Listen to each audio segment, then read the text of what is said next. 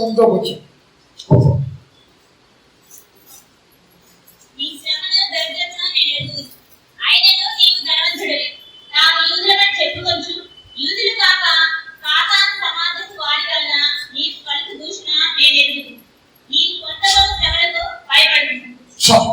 అన్నది మైక్ అక్కడ సరిగా రావట్లేదు, అర్థం చేసుకుని మాట్లాడారు. అత్యంత ప్రేమ కృప కనికరం కలిగిన మా తండ్రి, నీ మహాకృపను బట్టి 4 మాసాలు మమ్మల్ని కాచి కాపాడు.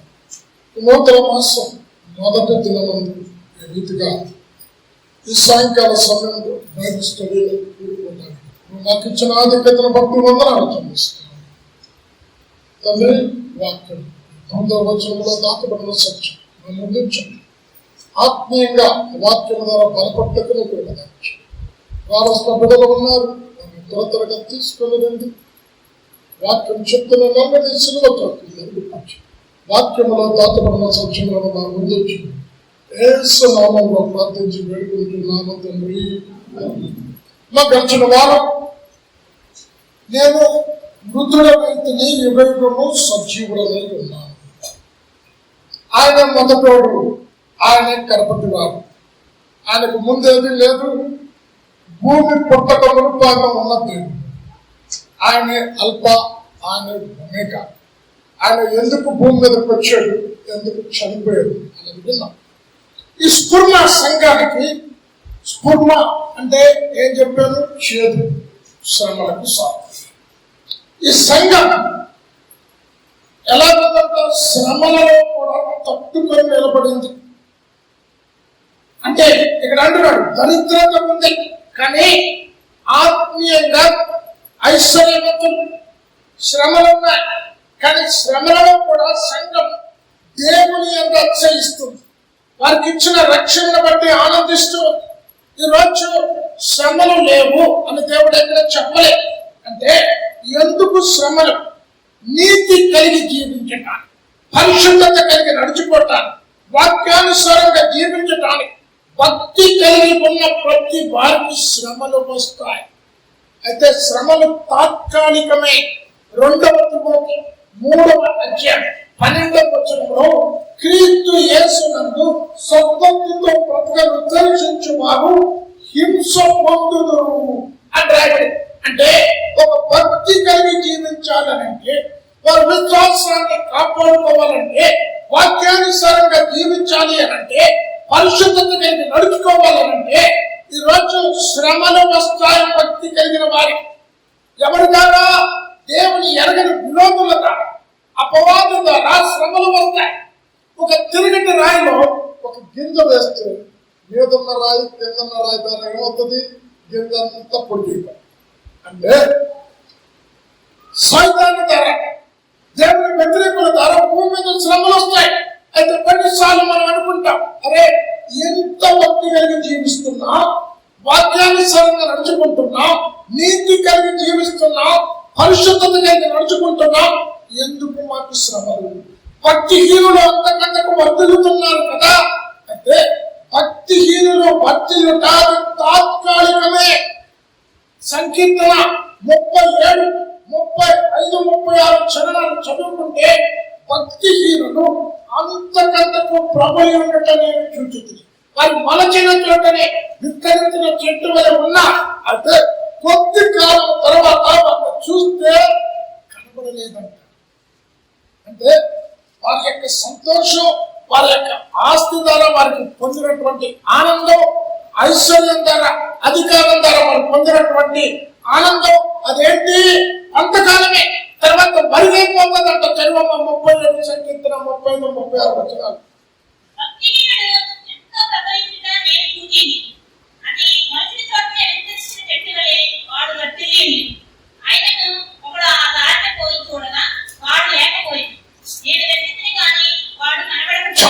ఏంటి?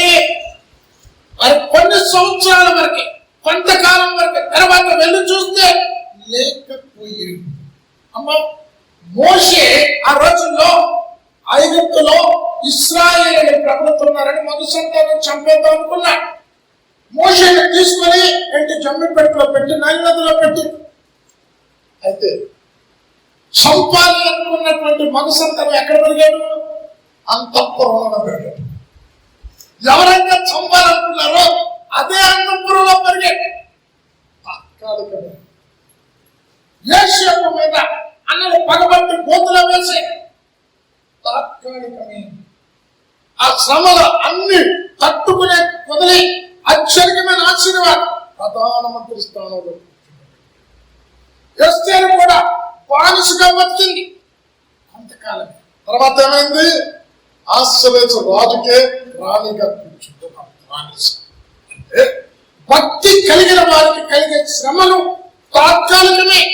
ఆ శ్రమల తర్వాత నిత్యమైన ఆశీర్వాదం, నువ్వు ఊహించలేని ఆశీర్వాదాలు దేవుడిస్తా. అసలు ఎందుకు శ్రమలు? ఈరోజు ఈ స్ఫుర్మ సంఘం శ్రమలలో నిలిచి ఉన్నది, శ్రమలలో విశ్వాసాన్ని కాపాడుకున్నది. శ్రమల ద్వారా కలిగే ఆశీర్వాదాలు 7 నుంచి. 1, శ్రమలు కలుగుతున్న కొలది అంతకంతకు శ్రమలలో సంఘం విస్తరిస్తారు. అమ్మ నిర్గమకాండం 1వ అధ్యాయం పట్టుకో. ఇశ్రాయేలు ప్రజలు విస్తరిస్తున్నారని ఈ హెబ్రీయులను హతమార్చారని చూస్తే శ్రమలలో అంతకంతకు విస్తరించారట. నిర్గమకాండం 1:12.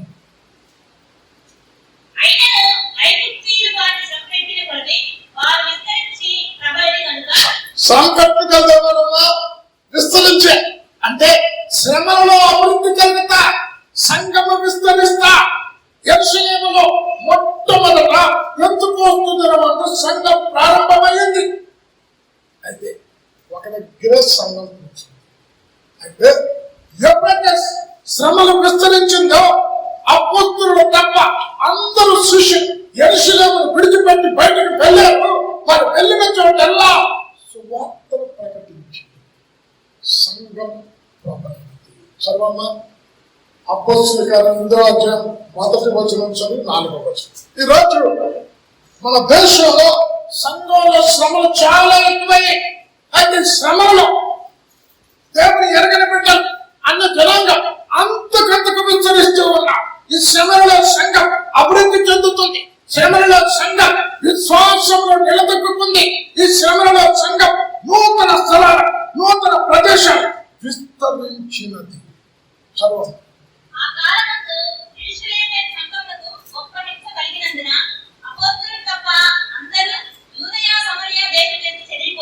ఒక్క నిమిషం, ఇక్కడ ఏమైందమ్మా? ఒక దగ్గర కూర్చున్నా. ఈ రోజు సౌత్ లో చాలా సౌఖ్యం ఉంది, క్షేమం ఉంది కనుక పెద్ద సంఘాలు సౌత్ లో కడుతున్నారు. అయితే సువార్త అందరి స్థలాలను విడిచిపెట్టే ఇప్పుడు సువార్త అందరి స్థలాలకు ట్రైబల్ ఏరియాస్ రిమోట్ విలేజెస్ వెళ్ళిపోయింది. నా స్టేట్స్ లో స్ట్రాంగ్ బిలీవర్స్ అయ్యారు. శ్రమలో సంఘం విస్తరించింది, అంతకంతకు ప్రబలింది. వారు ఏమైంది? యెరూషలేములో క్షేమంగా ఉన్నారు. శ్రమలు కలిగాయి. యెరూషలేమును విడిచిపెట్టి వారు వెళ్ళిన చోటెల్లా సువార్త ప్రకటించుకుంటూ వెళ్ళారు. సంఘాలు అనేక స్థాపించబడ్డాయి. 4వ వచనం.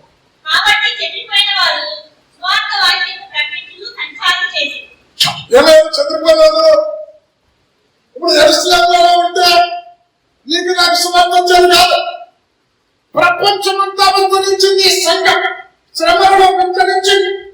ఈరోజు చక్రవర్తి కాలంలో క్రీస్తు శకం 57 నుంచి 71 వరకు మహాఘోరంగా క్రైస్తవులను హింసించారు. ఏం చేసేవారు?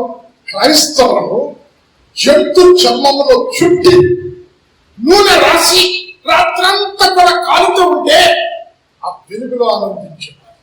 అయితే ఈరోజు చక్రవర్తి శ్రమల ద్వారా ఎంతమందిని చంపాడో శ్రమల తర్వాత సంఘం 2 అంతలు విస్తరించింది.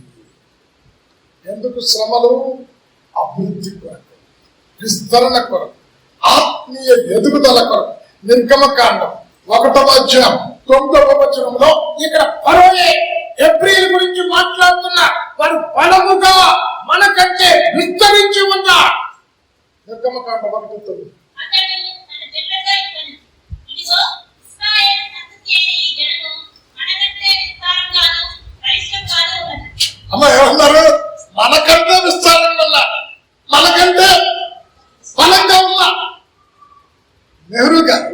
క్రైస్తవుల గురించి ఏమన్నాడు తెలుసా? వారు నిద్రిస్తున్న సింహాలు, వారిని అలాగే విడిచిపెట్టింది. వారిని కనుక వేదితే మొత్తం భారతదేశం మారిపోతాం. అంటే శ్రమలు ఎందుకు? విస్తరణ రెండో, శ్రమలు సౌందర్యాన్ని తీసుకొస్తాయి, ఆత్మీయ సౌందర్యం. చూడండి, యోగు భూమి మీద యోగు పడిన శ్రమల కంటే పాత నిబంధన భక్తులు ఇంకెవరు భయంకర శ్రమలు అనుభవించలే. అయితే శ్రమల తర్వాత యోగు పుట్టిన కుమార్తెలు ముగ్గురు,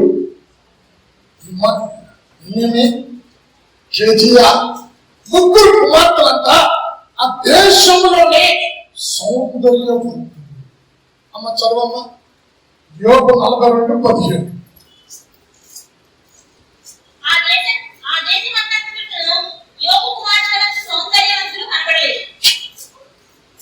అంటే మీరేమంటే అందాలతారు పోటీ. ఇది దేవుడు రాసిన మాట.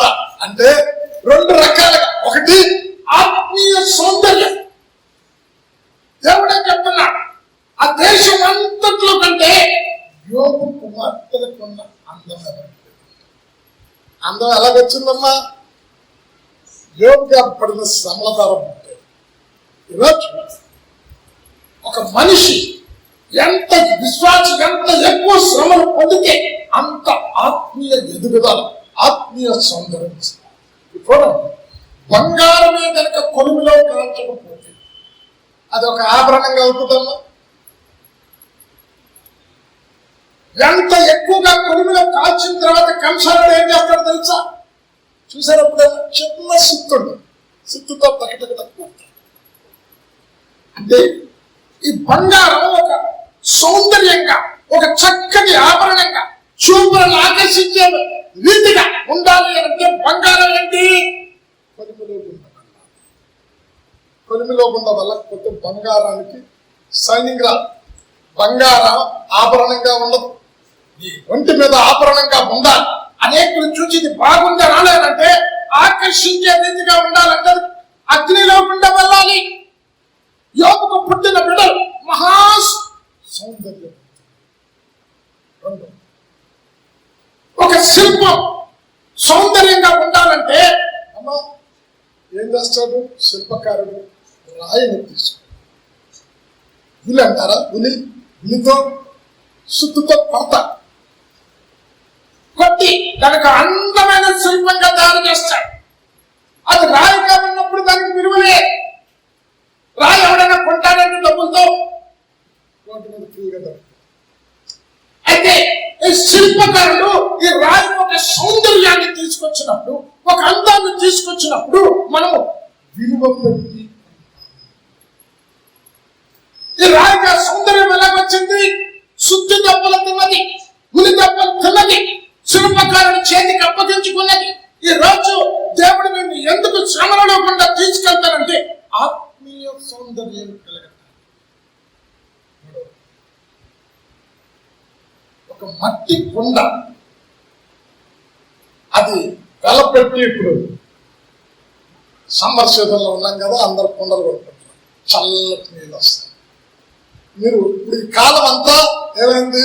అంతా తిరిగి పాతకాలానికి వెళ్ళిపోయారు. అలా ముత్తాతలు వాడే వస్తువులు బండ వాడుతున్నారు.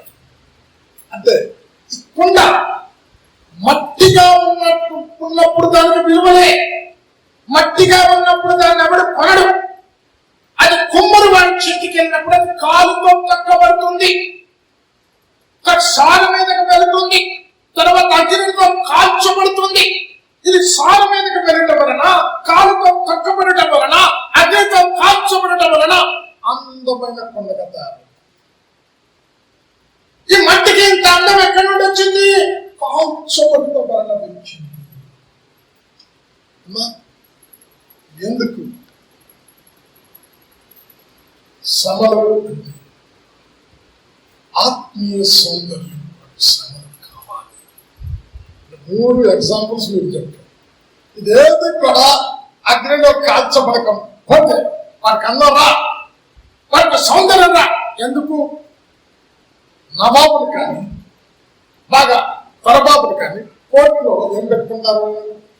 గులాబీ పువ్వు పెట్టి, గులాబీ పువ్వు ముళ్ళ మధ్యలో పెరుగుతారు, చాలా అందంగా ఉంటారు. అయితే ఈ గులాబీ పువ్వు, కత్తి పువ్వు, ఈ రెండుగా పోల్చండి. గులాబీ పువ్వు కొనుక్కుంటాం డబ్బు పెట్టి, దాన్ని ముచ్చలు పడతా, కారణం అది ముళ్ళ మధ్య పెరిగింది. కత్తి పువ్వు అది ముళ్ళ మధ్య పెరగలేదు, దానికి అంత అందం అవుతుంది. అంటే శ్రమను తిరస్కరించిన ఆత్మీయ సౌందర్యం పొందలే. ఒక వ్యక్తి ఆత్మీయ సౌందర్యం పొందాలి అంటే ఏం కావాలి? కనుక యోగు పుట్టిన ముగ్గురు కుమార్తెలు ఎలాగొన్నారు? దేశంలోనే సౌందర్యం. రెండు, శ్రమల సౌందర్యం. 119 సంకీర్తన 71 నీ కట్టడలను నేర్చుకుంటుంది శ్రమనందుత నాకు మేలాయము. 119:72. శ్రమ ఎందుకంట? మేలు కరెక్ట్. ఎవడన్నా బాబు కీడు కావాలి అని ఎవడన్నా కోరుకుంటాడు? ఎప్పుడు కోరుకోడు. ప్రతివాడు మేలు కావాలని కోరుకుంటాడు. అంటే శ్రమల ద్వారా మేలు కలుగుతుంది. అమ్మ 2వ దినవృత్తాంతాలు 33వ చెప్పు. హిజ్కియా కొడుకు మనష్య బహు క్రూరమైన వాడు. తన తండ్రి అనుసరించినట్లు యథార్థత కలిగి అనుసరించలే. ఎప్పుడైతే హిజ్కియా చనిపోయాడో మనష్యే యూదుల మీద రాజుగా సింహాసనం చాలా క్రూరంగా పరిపాలన చేశాడు. బయలు దేవతలకు బలి అర్పించు. అయితే ఎప్పుడైతే అస్సూరు రాజు వచ్చి ఈ మనుష్యులు చెరపట్టుకొని బందీగా సంఖ్యలతో బంధించి తీసుకొని వెళ్ళాడు, అప్పుడు దేవుని దగ్గరకు వచ్చి తను చేసిన తప్పును దేవుని సన్నిధిలో ఒప్పుకొని కన్నీటితో ప్రార్థన చేస్తే అస్సూరు రాజు చేతుల నుంచి విడిపించి తిరిగి రప్పించాడు. ఎప్పుడైతే ఆ శ్రమ కలిగిందో తిరిగి నిజ దేవుడి దగ్గరికి రాగలిగే తను చేసింది పాపమని తెలుసుకున్నా. అమ్మా, ప్రవక్త అయిన యెషయా గొప్ప ప్రవక్త కదా. ఆ ప్రవక్తని రంపాలతో చంపిన వ్యక్తి మనిషి. అంత క్రూరమైన వ్యక్తి శ్రమల ద్వారా దేవుని దగ్గరికి వచ్చాడు. శ్రమల ద్వారా మారు మనసు పొందే కనుక మనుష్యకి శ్రమ కలుగుతా. మనుష్య శత్రువులు వచ్చి అతను బంధించడం, అతను సంఖ్యలతో బంధించడం వలన మనుష్య మేలు జరిగినది. 33:11.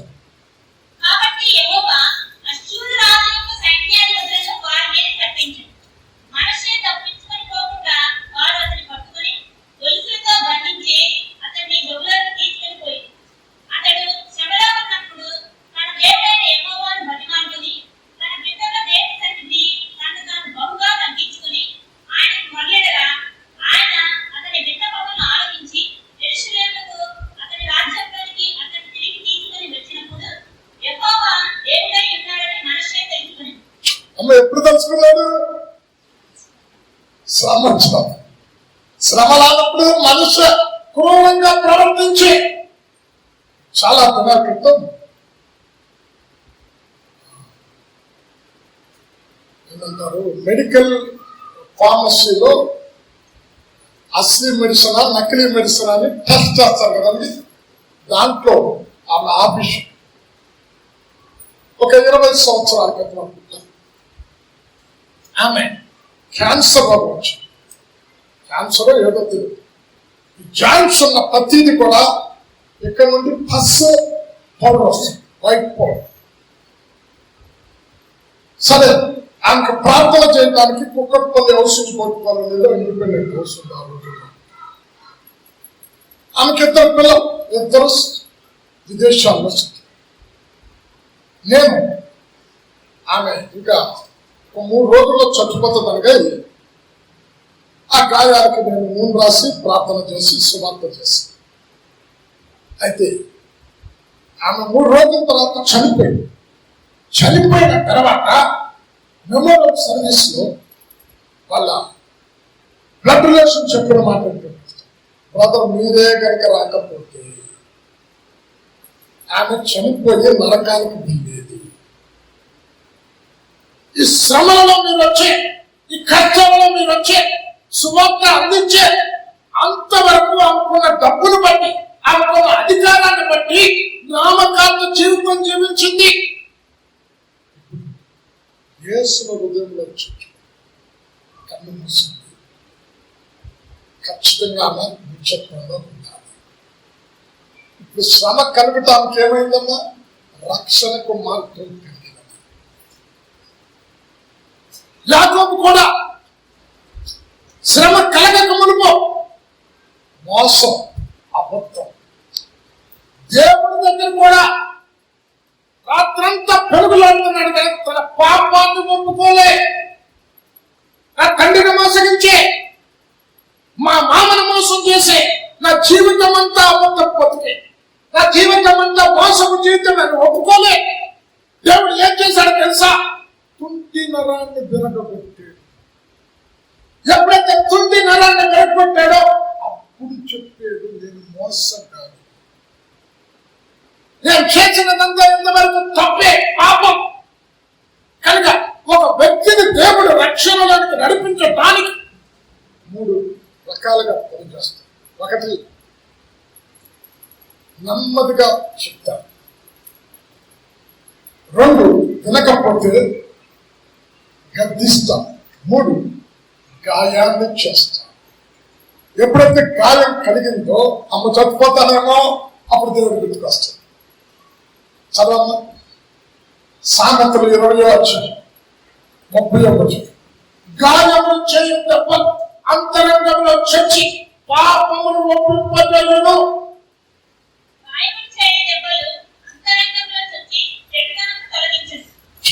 అమ్మ ఎప్పుడు ఒప్పుకున్నాడు యాకోబు? గాయపడిన తర్వాత, తుంటి నరాన్ని వెరగొట్టిన తర్వాత, అప్పుడు నేను మోసగా, అప్పుడు నేను ఇంతవరకు చేసినది ప్రతిదీ కూడా తప్పు అని దైవ సన్నిధిలో ఒప్పుకున్నా. కనుక ఇక కీర్తనకారుడు అంటున్నాడు, నీ కట్టడలు నేర్చుకున్నట్లు శ్రమ నొందుటం మే. శ్రమ కలగక మునుపు త్రోవ విడిచి తిరిగి తిని 119:67 శ్రమ కలగక మునుపు త్రోవ విడిచి తిరిగి తిని ఇప్పుడు శ్రమ వచ్చిన తర్వాత వాక్యానుసారంగా జీవించుకుని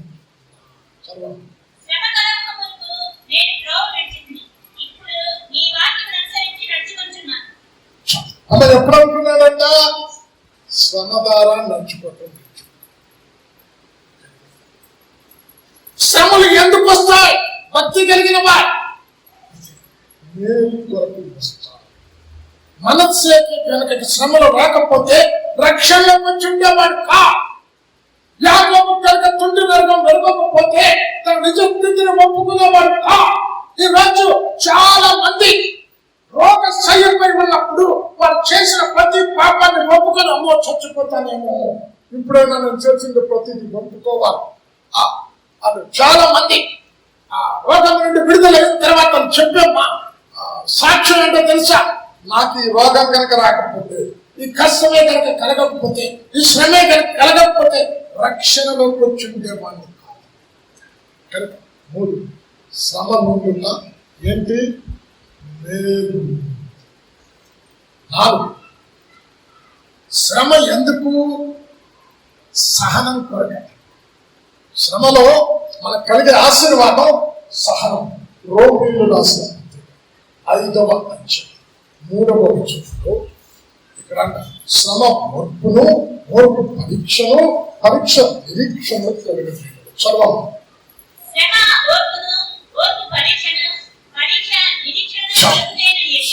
శ్రమలో ఏమొస్తుందంట? సానం వస్తా. చాలా మందికి సానం ఉండదంట. కొన్ని కుటుంబాల్లో భార్యకి సానం ఉండదు, ఊరికే గలియాలి. కొన్ని కుటుంబాలలో భర్తకు స్థానం ఉండదు. కారణం ఏంటి? శ్రమ లేకపోవటం వలన. ఒక యవనస్తుడు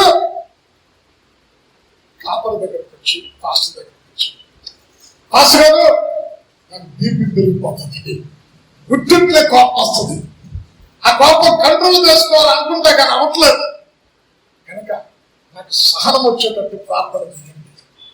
పాపం మంచి పాస్టర్ నెత్తి మీద చేపట్టి, ప్రభు కనికరం కలిగిన దేవుడు, దయ కలిగిన దేవుడు, నాన్న ఈ బిడ్డకు ఉదయం సాయంకాలం శ్రమనియు అని ప్రార్థన చేశాను.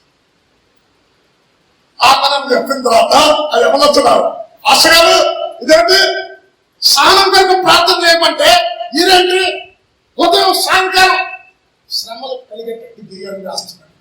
అప్పుడు నేను చేసిన ప్రార్థన సరిగ్గా శ్రమల ద్వారానే సహనం ఇస్తాను. మీకు ఇద్దరు చూపిస్తాను. మోషే మహాకోపిష్ఠుడు, ఒక ఐగుప్తీయుని కోపంతో చంపి ఇసుకలో పాతి పెట్టి, నిర్గమకాండం 2వ అధ్యాయం 12వ వచనం. అంటే మోషే ఎక్కడ పెరిగాడు? అంతఃపురంలో పెరిగాడు, ఫరో కుమార్తె దగ్గర పెరిగాడు. కష్టం కానీ, దుఃఖము కానీ, వేదన కానీ, శ్రమ కానీ మోషేకు తెలియదు.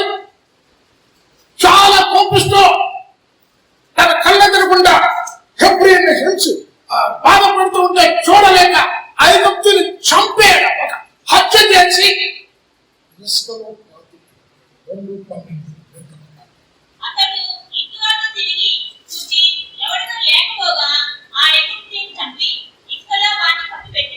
అంటే అంత కోపిస్తాడు. ఈ కోపిష్ఠుడైన మోషేకి దేవుడు సాత్వికుడిగా మార్చడానికి ఐగుప్తు నుంచి మిద్యానికి తీసుకెళ్ళే అక్కడ అంతఃపురంలో దీని కింద పనులు చాలా మంది ఉంటారు, వంటలు ఉంటారు, వీరికి అవసరమైన తీసుకొచ్చే వాళ్ళు ఉంటారు, గృహ నిర్వాహకులు ఉంటారు. ఎక్కడ పెరిగాడు? ఫరో కుమార్తె దగ్గర పెరిగాడు. ఇప్పుడు మిద్యానికి వెళ్ళాడు. అతనికి ఏ పని అప్పగించాడు? గొర్రెలు కాసే పని అప్పగించాడు. గొర్రెలు కాయటం చాలా కష్టం. ఎండలో గొర్రెలు మేపాలి, తిరిగి సాయంకాలం తీసుకురావాలి ఇంటికి. గొర్రె తప్పిపోయిన గొర్రె తిరిగి తనకు తానుగా కాపరే వెతుక్కుంటూ వెళ్ళాలి. గొర్రె కనుక ఒకవేళ బలహీనమైన గొర్రె ఉంటే ఆ బలహీనమైన గొర్రెను భుజాలపై మోసుకొని రావాలి. ఒకవేళ ఒక గొర్రె ఏమంటారు, ప్రెగ్నెన్సీతో ఉన్న గొర్రెలు ఏమంటారు, కడుపుతో ఉన్న గొర్రెలు అందరు ఆ గొర్రెను ఏం చేయాలా? మెల్లిగా నడిపించు.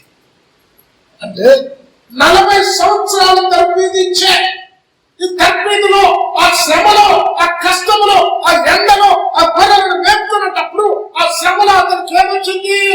సహనం వచ్చింది. అప్పుడు మోషే మీద తిరుగుబాటు చేసి ఒకవేళ అమ్మ నిర్గమకాండం 17 పట్టుకోండి, సమత్వాన్ని త్యాగం చేసుకుని ఇశ్రాయేలు ప్రజలను మరో పానిషత్వం నుంచి నడిపిస్తే రెఫీదీముకు రాగానే ప్రజలకు తాగడానికి నీళ్లు లేకపోతే రాళ్లతో మోషేను కొట్టాలనుకున్నారు. 17:4.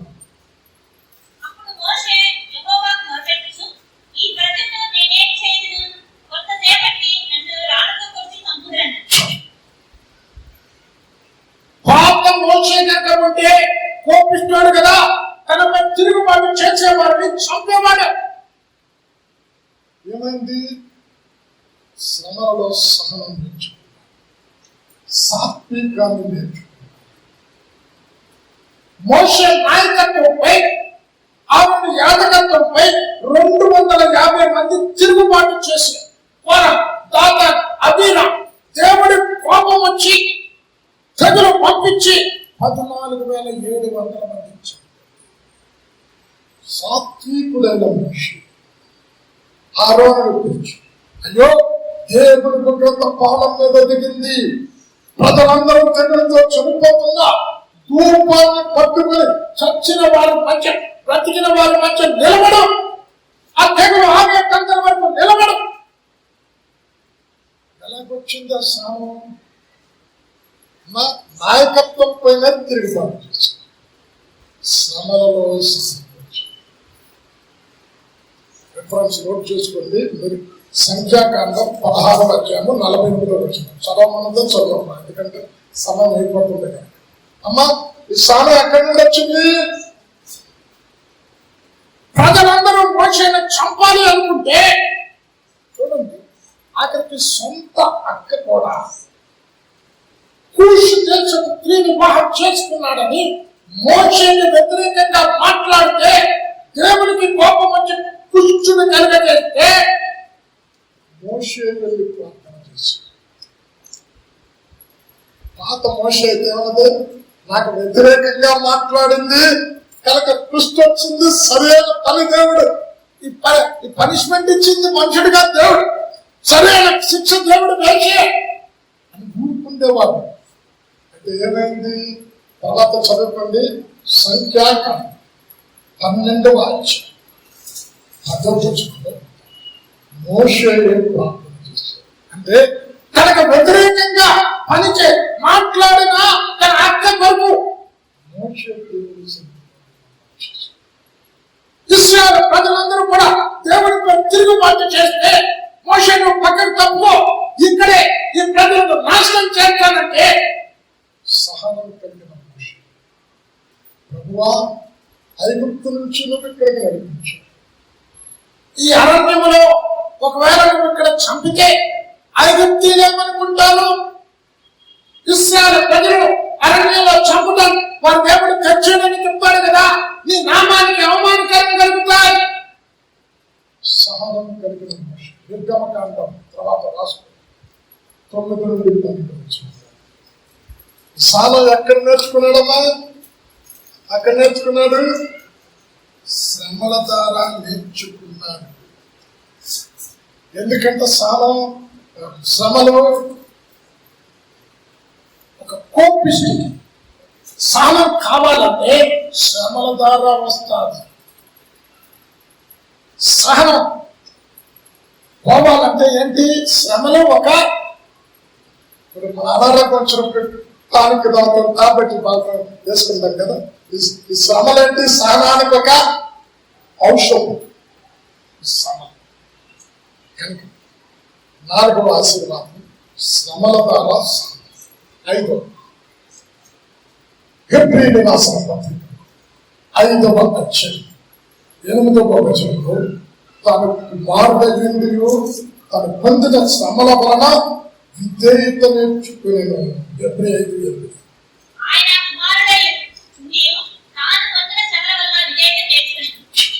అమ్మ శ్రమలు ఎందుకు? విధేయత. చూడండి, ఒక తల్లి తన బిడ్డను క్రమశిక్షణలో పెంచకపోతే ఏమవుతాడు? అవిధేయుడు. అంటే బైబిల్ ఏముంది? సామెతల 22:3 బాలుడు నడవవలసిన త్రోవను నేర్పి పెద్దవాడైనప్పుడు తొలగిపోవద్దు. అంటే పెద్దం వాడతాం ఎందుకు? విద్యార్థి నేర్పించడానికి. స్కూల్లో టీచర్ పెద్దం వాడకపోతే అది విధేయత రాదు. ఇప్పుడు కల్చర్ ఫారంలో ఉండేది, ఇప్పుడు మన ఇంటి ఎక్కడ వచ్చింది కల్చర్. హోంవర్క్ టీచర్ ఇచ్చారు, టీచర్ పనిష్మెంట్ ఇవ్వలేదు కనుక రాసిన రాకపోయిన టీచర్ ఏమంటే అంటే అరేంజ్ చేస్తాను చెప్పండి. చేస్తాడు రాయకపోయినా టీచర్ ఏమందు అంటే అది హోంవర్క్ లేడు. టీచర్ కొడతాదన్న భయం ఉంటే ఏం చేస్తాడు? హోంవర్క్ చేస్తాడు. అంటే టీచర్కి లోపడాలంటే ఏం కావాలి? శిక్ష కావాలి. రండినా దైవ కుమారుడు విధేయత శ్రమల వలన నేర్చుకున్న పరిశుద్ధ గ్రంథంలో ఆయన కుమారుడయ్యిండు శిలువ శ్రమలు పొందినంతగా విధేయత చూపినందున ఏమయ్యాడు? అన్ని నామాల కంటే పైన ఆకాశం కింద భూమి మీద దీని కింద లోకంలో ప్రతి మొక్క యేసు నామంలో పొందడం, యేసు దైవ కుమారుడు ఒప్పుకోలకు ఏమైంది? విధేయత నుంచి.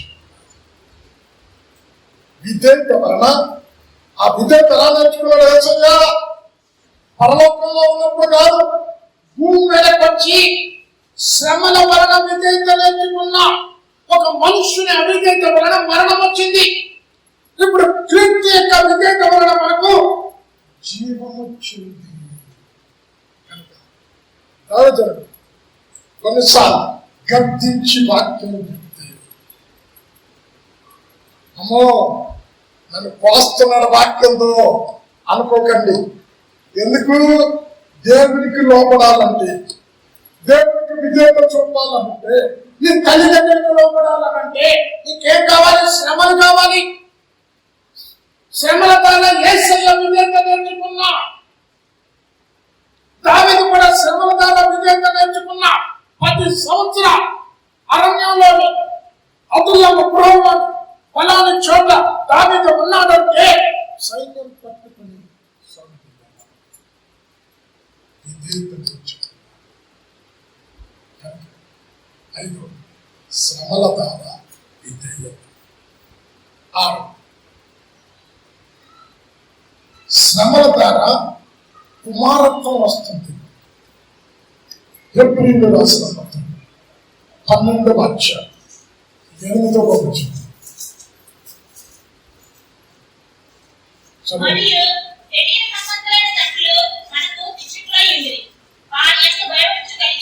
మా శరీర సంబంధాలు అంటే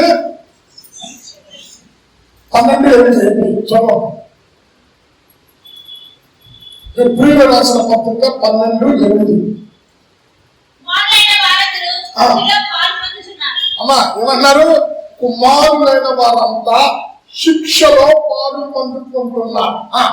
శిక్షలో పాలు పొందకపోతే మనం ఎవరంతా దుర్బీజులు అంటే అర్థం తెలుసా? అంటే దుర్బీజులు అంటే అక్రమ సంతానం అని అర్థం.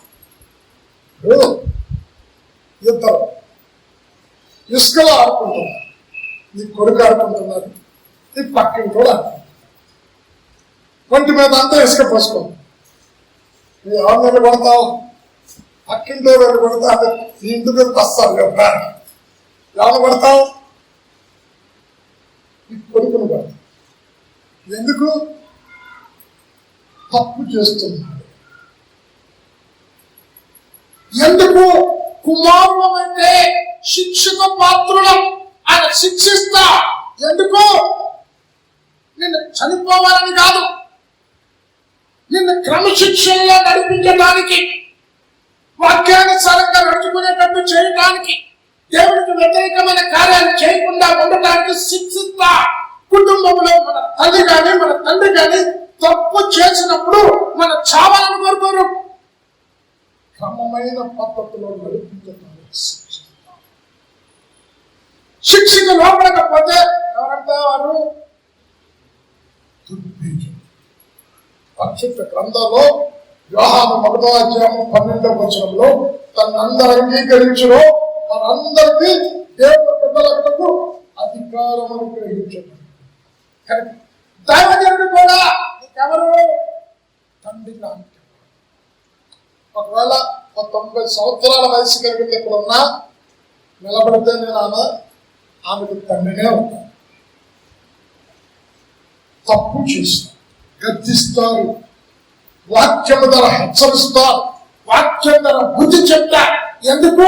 ఒక క్రమమైన పద్ధతిలో నడవటానికి, నిత్యత్వాన్ని పోగొట్టుకోకుండా ఆ పరలోక రాజ్యానికి వారసులు కావటానికి క్రమశిక్షణ వాక్యము ద్వారా హెచ్చరిస్తా. కుమారులు శిక్షకు ఎందుకు శిక్షిస్తారంట? అదే హెబ్రీయులకు రాసిన పత్రిక 12వ అధ్యాయము 10వ వచనం. ఎందుకు? పరిశుద్ధులుగా తీర్చిదిద్దారు.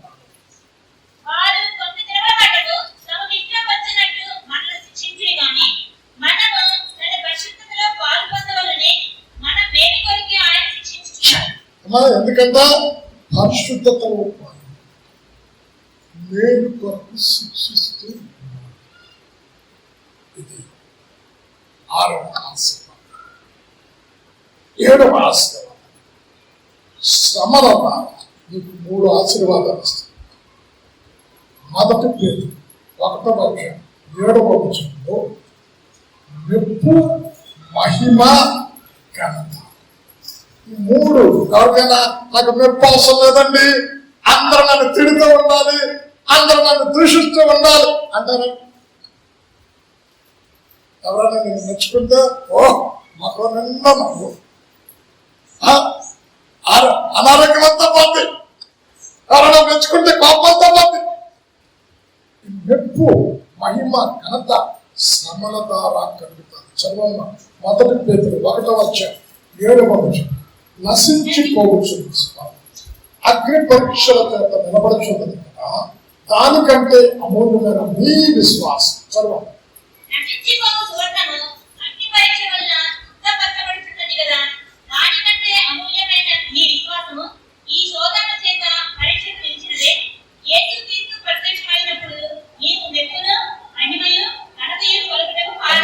మూడు చెప్తున్నాడు, మెప్పు, మహిమ, ఘనత. అపొస్తలుల కార్యం 7వ అధ్యాయం పట్టు. ఇక్కడ సభ్యులుగా సువార్త ప్రకటిస్తున్న క్రీస్తుని గురించి చెప్తూ ఉన్నా, రాళ్లతో పొంది చెప్పుతూ ఉన్నా, వాళ్ళంతా కాగానే శ్రమలో ఏం చేశాడు తెలుసా? మహిమ కలిగిన దేవుడు సింహాసనం మీద ఆసీనుడై ఉంటాడు. 7:55.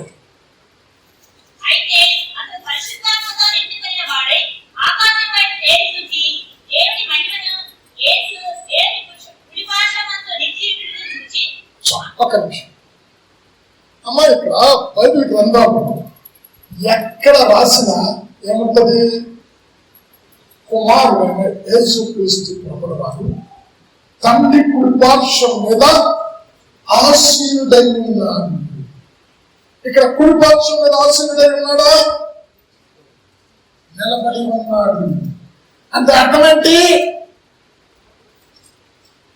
తన కొరకు, సువార్త కొరకు, నశించిపోతున్న ఆత్మల వరకు తన పడుతున్న శ్రమలు, మరణంలో కూడా దేవుడిని స్తుతిస్తూ ఉంటుండగా ఆ ఆత్మను స్వీకరించడానికి సృష్టికర్తే వేచి నిలబడ్డాడు.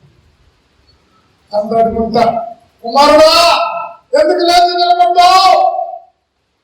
భూమి మీద నా భక్తులు శ్రమగా సువార్త కొరకు, నశించిపోతున్న ఆత్మల కొరకు శ్రమ పడ్డా, వాళ్ళంతా గాయపరుచుకున్నా, ఆఖరికి మరణిస్తూ ఉన్నా. ఆ మరణమును కూడా క్షమించమని ప్రార్థన చేస్తూ ఉన్నా. అతని ఆత్మను స్వీకరించడానికి లేచి నిలబడ్డాడు. ఎంత ఘనతది అమ్మా! లేదు, ఒక కలెక్టర్ గారి దగ్గరికి మేము వెళ్ళాం. వీళ్ళు చూడగానే రండి లేచి నిలబడి అనే వచ్చి కూర్చోనంటే ఏమంటా? కలెక్టర్ గారి దగ్గరికి వెళ్తే అండి ఆయన లేచి నన్ను ఆహ్వానించి కుర్చీలో కూర్చోబెట్టాడు. అంటే శ్రమలో కొనుక్కోకుండా దేవుని మహిమ పరిస్తే ఘనత కలుగుతా. సాధు సుందర్ సింగ్ గారిని టిబెట్కు సువార్తకు వెళ్ళినప్పుడు ఏం చేస్తారో తెలుసు? బౌద్ధమత గురువులందరూ కూడా ఆయన బాగా కొట్టి నీళ్ళ లేని బాగా అన్ని చచ్చిపోయిన శవ పుర్రెలు ఎత్తందరూ పడేసి చుట్టూ దుర్వాస వస్తున్నది. దేవుడు దేవతను పంపి బావిలో నుంచి పైకి లేపాడు. ఆశ్చర్యపోయే ఆ బావిలో పడిన వాడు తిరిగి బతికి రావడానికి ఆస్కారం లే. ఎలా వచ్చే? సువార్తను విని చాలా మంది రక్షణలోకి వచ్చే కారణం శ్రమలో చనిపోలే. ప్రభు సువార్త ప్రకటించే కర్రలతో భయంకరంగా కొట్టే దుర్వాసన కొట్టి చచ్చిపోయిన శవాల మధ్య పడేసి చనిపోలే. ఏమైంది? దేవదూతల పంపి పైకి లేదు. ఇప్పుడు ఎవరైతే సువార్తను తిరస్కరించారో వారు అతను లేచి వచ్చును చూచి ఆశ్చర్యపడ్డ విన్నారు సువార్తను, రక్షణలో శ్రమ ద్వారా ఏమైంది? అద్భుతం జరిగింది. అమ్మా దానియేలు 3వ అధ్యాయం షడ్రక్ మేషక్ అబేద్నెగో వారి విశ్వాసాన్ని కాపాడినందుకు 7 అగ్ని వేడి చేసి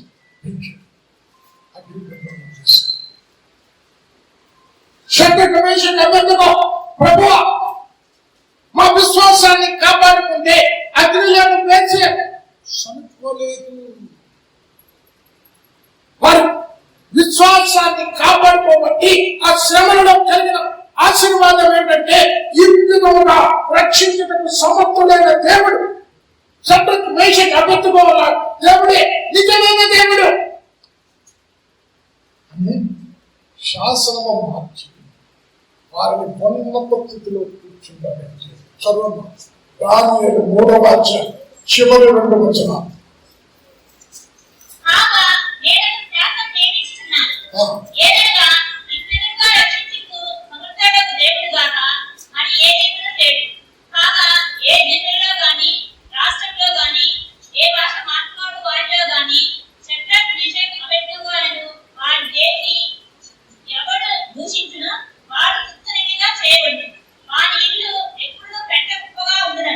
ఒక్క నిమిషం, ఇంతకు మునుపు ఏమన్నాడు?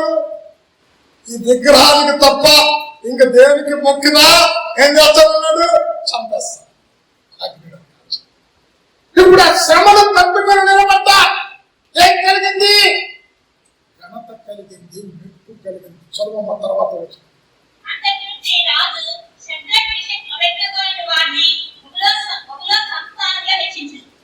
ఏం చేస్తారమ్మా? హెచ్చించి ఏం కలుగుతుంది? శ్రమల ద్వారా ఘనత కలిగింది. షడ్రక్ మేషక్ అబేద్నెగో దానియేలును తీసుకొని చిన్న పొలంలో వేసే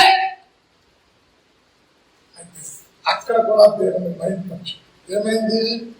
శత్రువులు అందులో భయపడ్డారు. అతనికి దేవుడు హెచ్చించి దానియేలు. కనుక ఎందుకు శ్రమలు? ఇక్కడ స్తబ్దత కలిగిన శ్రమ మొట్టమొదట నూతన పొందిన అత సాక్షి దేవుని కొరకు శ్రమలు పడడం వలన మహిమను చూచే, పరలోకం తెరవబడట చూచే, భూలోక సంబంధమైనవన్నీ మూయబడ్డాయి, పర సంబంధమైనవన్నీ తెరవబడ్డాయి. అంటే శ్రమలలో దేవుని మహిమపరిస్తే, శ్రమల్లో నీ విశ్వాసాన్ని కాపాడుకుంటే ఆత్మ సంబంధమైనవి, పర సంబంధమైనవన్నీ నీ కొరకు తెరవబడతాయి. ఆకాశం తెరవబడట చూచి మహిమను చూచి సాక్షాత్తు దేవుడే స్టెఫెను ఆత్మను స్వీకరించడానికి లేచి నిలబడడా, మెప్పును పొందే, ఘనతను పొందే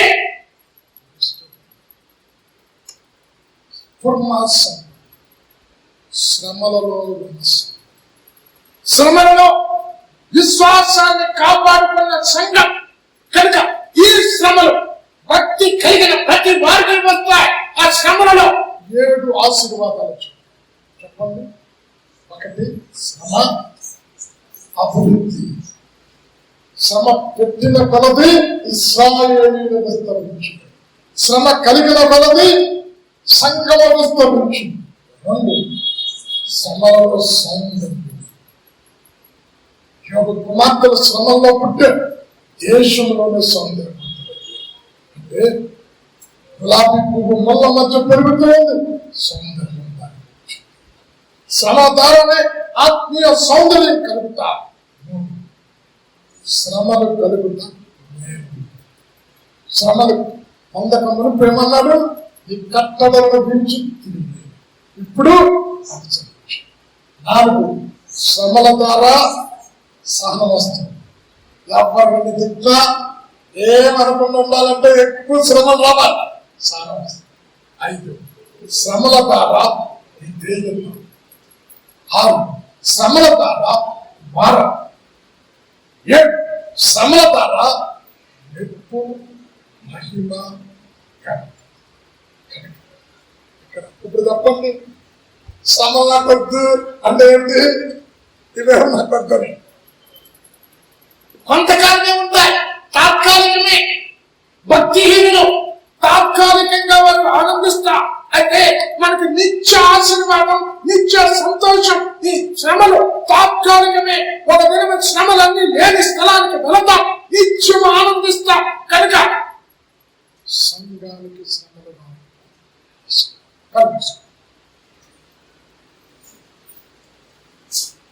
అత్యంత ప్రేమ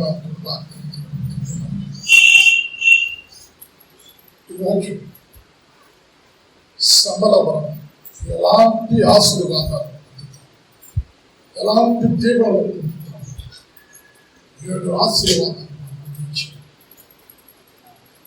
తండ్రి. ఆ ముందులో అనేక మంది శ్రమలలో ఉండాలో తెలియదు, ఊహించలేని దీవెనల ఆశీర్వాదాలు. అలాంటి దీవెనల ఆశీర్వాదాలు మేము కూడా పొందుకున్నాము. శ్రమలలో నుండి లభిస్తుంది. వాక్యం ద్వారా వివరించుకుని తాత్కాలికమైన భక్తిహీనులకు కలిగి ఆశీర్వాదాలు, నెమ్మది వారి తాత్కాలికమైనది. అయితే నిశ్చత్వంలో వారు ఉన్నారు. నాకు కలిగిస్తాను, అంతకంతకు అభివృద్ధిలోకి తీసుకొస్తాను.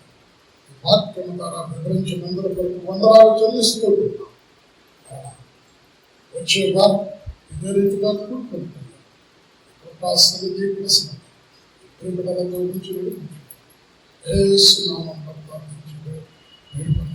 తండ్రి.